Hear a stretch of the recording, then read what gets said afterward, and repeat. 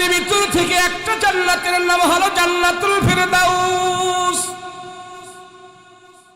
আল্লাহ পাক আমার আপনার জন্য একটা জান্নাত বানিয়েছেন। এক নম্বরে হলো জান্নাতুল ফিরদাউস, দুই নম্বরে হলো জান্নাতুল মাওয়া, তিন নম্বরে হলো জান্নাতুল কারার, চার নম্বরে হলো জান্নাতুল মাকাম, পাঁচ নম্বরে হলো জান্নাতুল নাঈম, ছয় নম্বরে হলো জান্নাতুল দারার।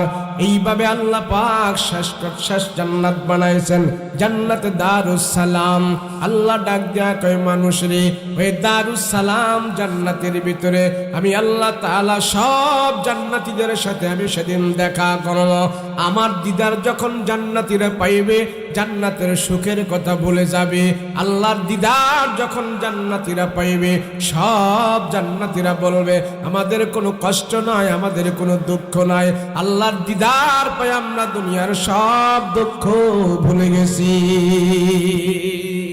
জান্নাত, আল্লাহর রাসূল বলেন জান্নাত কামনা করো তোমরা আমার জন্য, তোমাদের জন্য জান্নাত কামনা করো। আল্লাহর নবী রাহমাতুল লিল আলামিন বলে জানো উম্মত জানো, আল্লাহ পাক রব্বুল আলামিন সেই জান্নাতের চাবি আমার হাতে দান করবে। ওই জান্নাতের ভিতরে যাওয়ার জন্য সমস্ত নবীরা পর্যন্ত লাইন হয়ে দাঁড়ায় থাকবে। আদম নবী যায় জান্নাতের দরজায় কোরআন আরবে টাক টাক করে আওয়াজ দেবে। আদম নবীকে জান্নাতের ভিতর থেকে জিজ্ঞেস করা হবে মান আনতা ওয়া মা ইসমুকা, আপনি কে, আপনার নাম কি? আদম নবী জান্নাতের বাহিরে দাঁড়ায় দাঁড়ায় বলবে ও জান্নাতের প্রহরীরা,